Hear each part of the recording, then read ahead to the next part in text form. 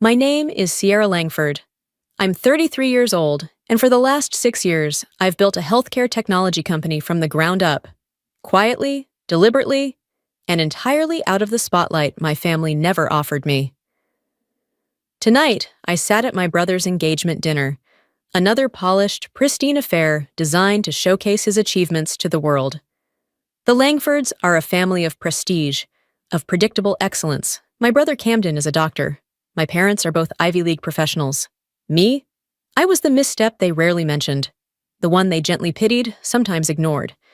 That is, until Camden's fiancée, Harper, tilted her head across the table and said, "Wait, Langford, you're Sierra Langford?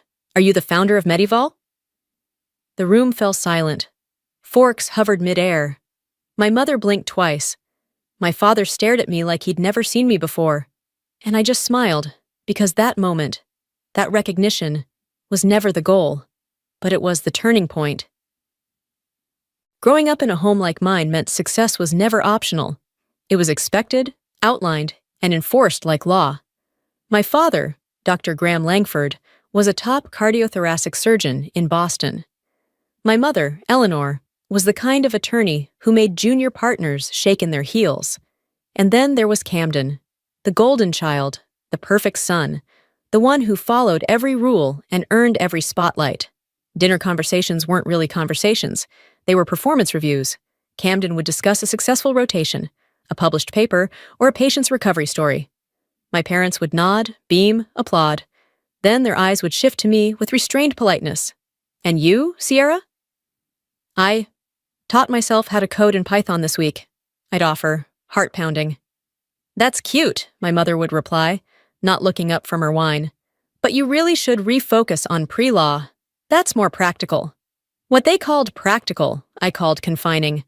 What they called success, I called suffocating. There was no space in that house for passion. Only plans. Only paths already carved and stamped with prestige. By 16, I had already built a basic hospital scheduling app that ended up being used for a school fundraiser. The event coordinator told my parents I had a real gift.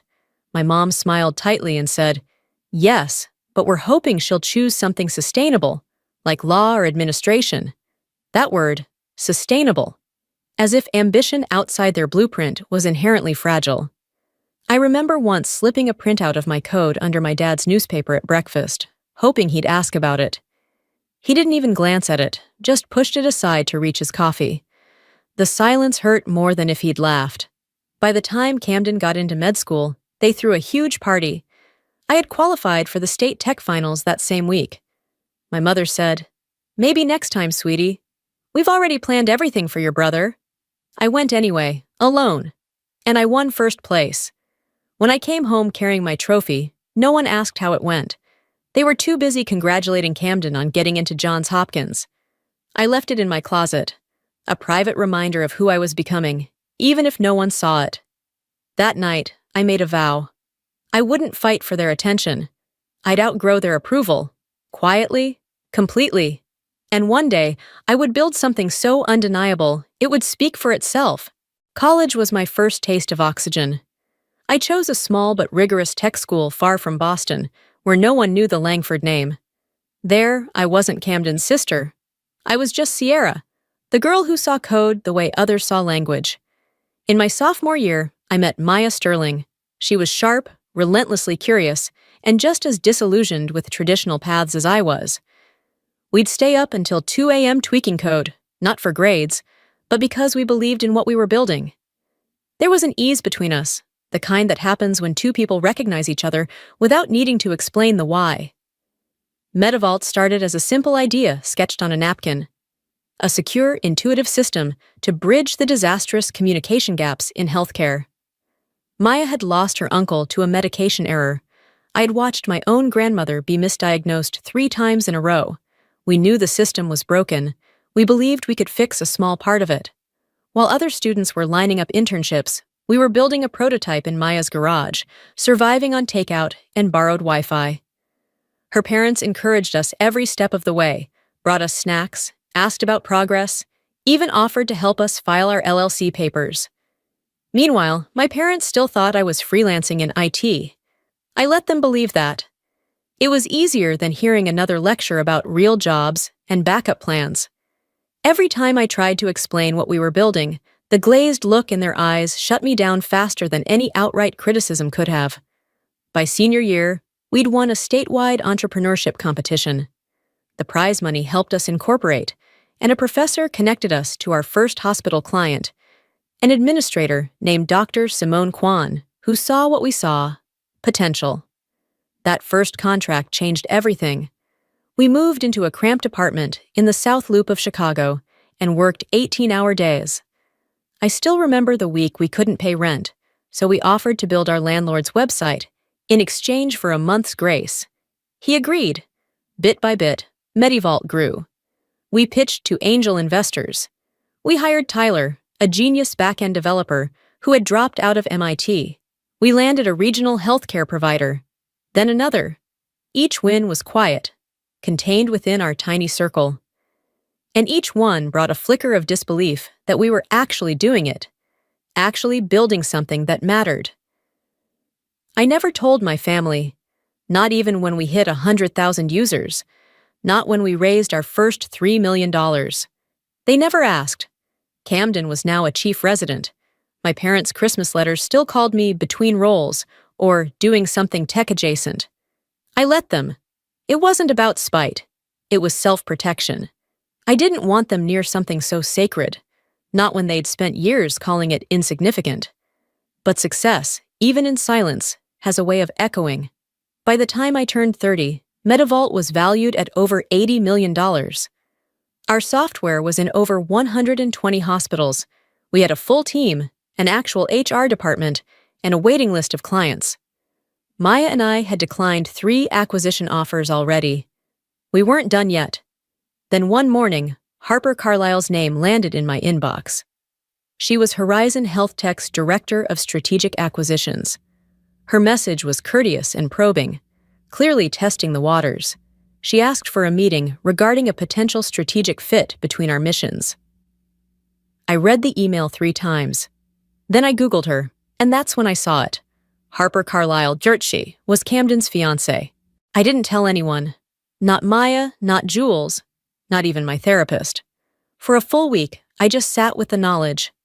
The woman my brother was going to marry was the same executive trying to buy my company. Harper hadn't made the connection yet, of course. I kept a deliberately low profile. No photos in press releases.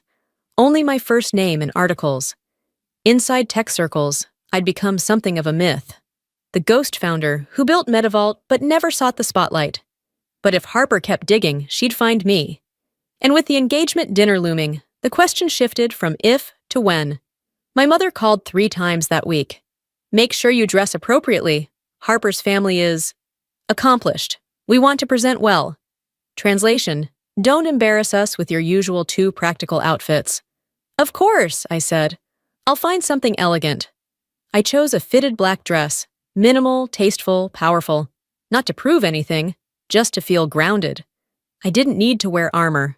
I was the armor now. The restaurant was a glass and marble cathedral overlooking the river. Blue Bridge, the new Michelin darling in downtown Chicago.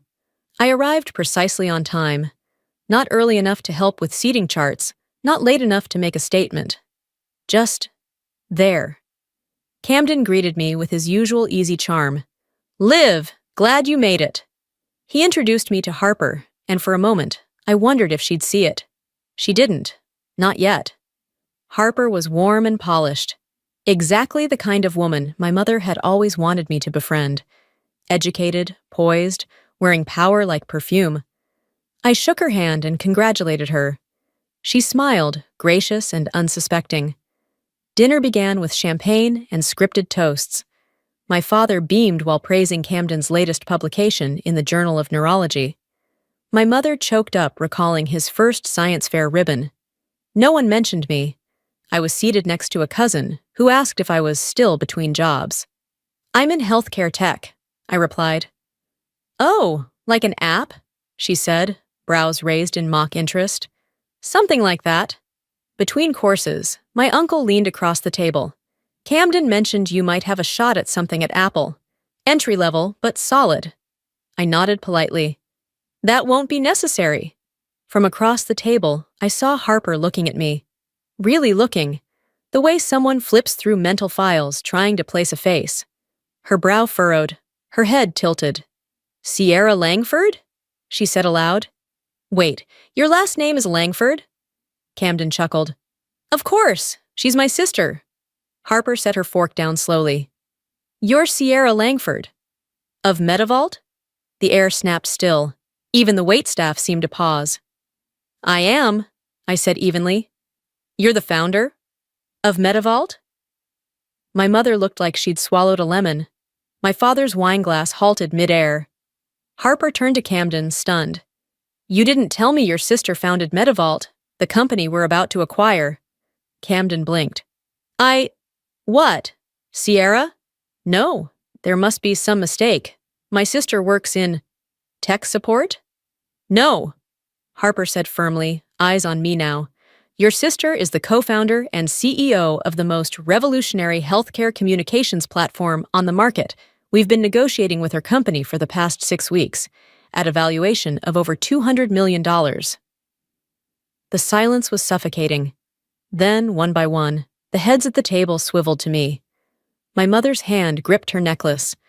My father looked suddenly old. Camden just stared. Is that true? He whispered. Yes, I replied. We started Metavault in a garage. Now we serve over 300 hospitals across the country. No one spoke, not even Harper, who now wore a half-apologetic, half-awed expression. The rest of dinner was a blur. My relatives, who had barely asked how I was, now leaned in to ask if I had investing tips. My mother mentioned 3 times that she always knew I had a spark with computers. My father claimed he told colleagues about my startup years ago. I didn't correct them. I didn't need to. Camden was the only one who stayed mostly silent, still absorbing, still rewriting everything he thought he knew about his little sister. At one point, he reached for his wine, missed the glass, and just sat there, fingers resting on the tablecloth like he'd forgotten how to move. After dessert, Harper pulled me aside near the windows. I'm sorry, she said gently. I didn't mean to put you on the spot. I shook my head. You didn't. That moment was inevitable. Well, for what it's worth, she added, your platform has saved lives. Our analysts can't stop talking about it. And now, I understand why your team is so protective.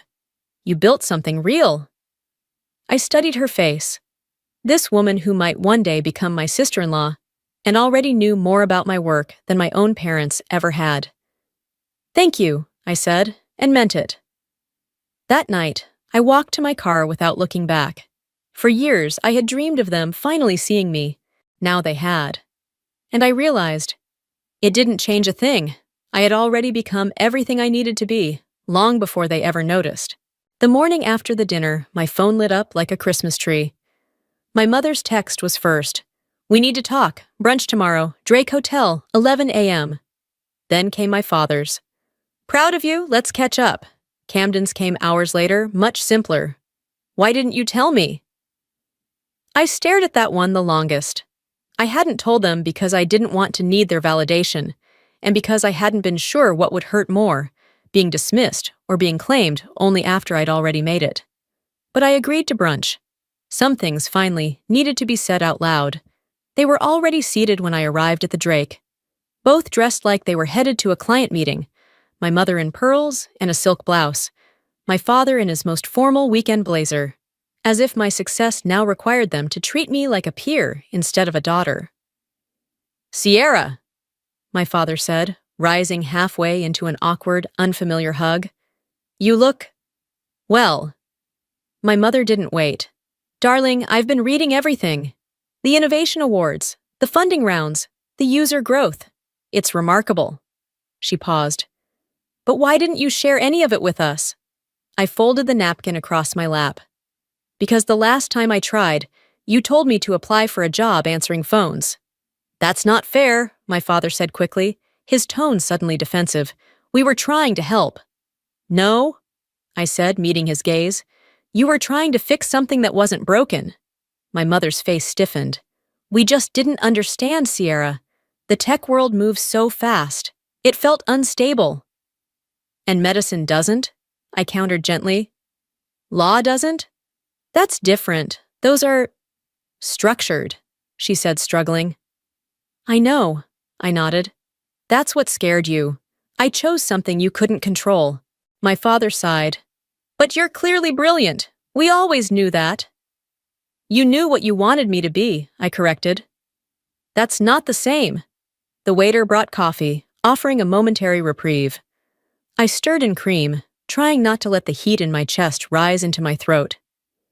I spent years building something I loved, I said once he walked away, and every time I tried to tell you, it felt like screaming into a storm, so eventually I stopped trying. We thought you were lost, my mother whispered. I wasn't. I just wasn't yours to direct anymore. The silence between us felt fragile, like glass stretched too thin, but it held.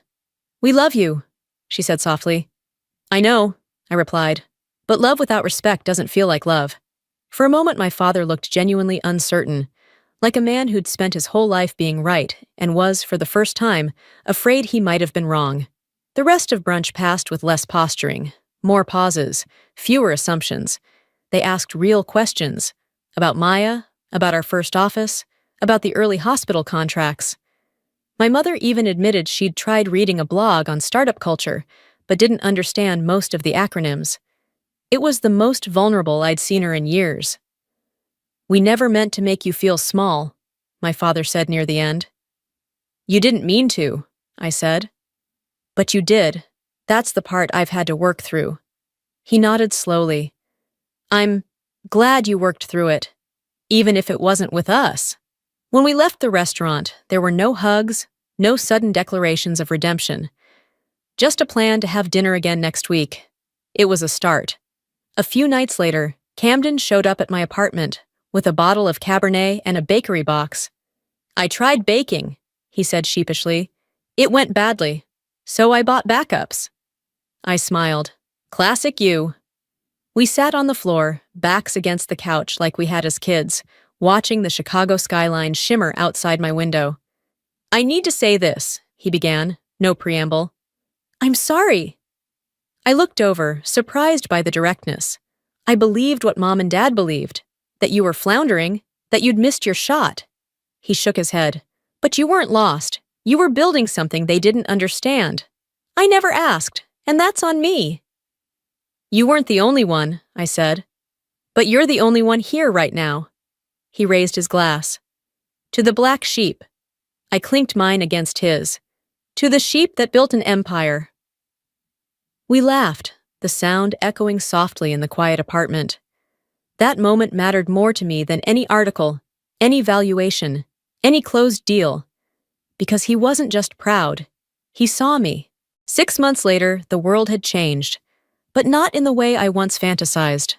Yes, the Horizon deal closed. MediVault became part of one of the largest healthcare tech portfolios in the world. Maya took over global strategy. I accepted the role of head of innovation, working with Horizon's top leaders to scale our platform across continents. My office now overlooked the Chicago River, glass walls framing a skyline that used to feel unreachable. But that wasn't the real transformation. The real change was quieter. It was my mother texting me a screenshot of an article about women in tech and asking, "Have you met her? She reminds me of you." It was my father sitting through a full product demo and nodding, not because he understood every detail, but because he finally knew it mattered. It was Camden mentioning, in passing, that he quoted one of my white papers during grand rounds, and it was me, no longer shrinking, hosting monthly mentorship dinners for young women in STEM, reminding them that even when no one claps, their work still counts. One afternoon, a high school student I mentored asked me, "Do you ever wish they had believed in you sooner?" I thought about that. Sometimes, I admitted. It would have made things easier, but it might have made me softer too. She nodded, not entirely sure what I meant. So I added, "There's power in building alone. It forces you to believe in yourself before anyone else does. And once you have that, no one can take it from you." I still think about that often, because it's the truth I didn't know I was chasing all along. Recognition is sweet, but it fades. conviction, that stays. That night, as I stood by the window of my office, watching the city flicker alive below, I smiled, not because they finally saw me, but because I never needed them to. Not really, because real success isn't proving others wrong. It's proving yourself right and living like you believe it.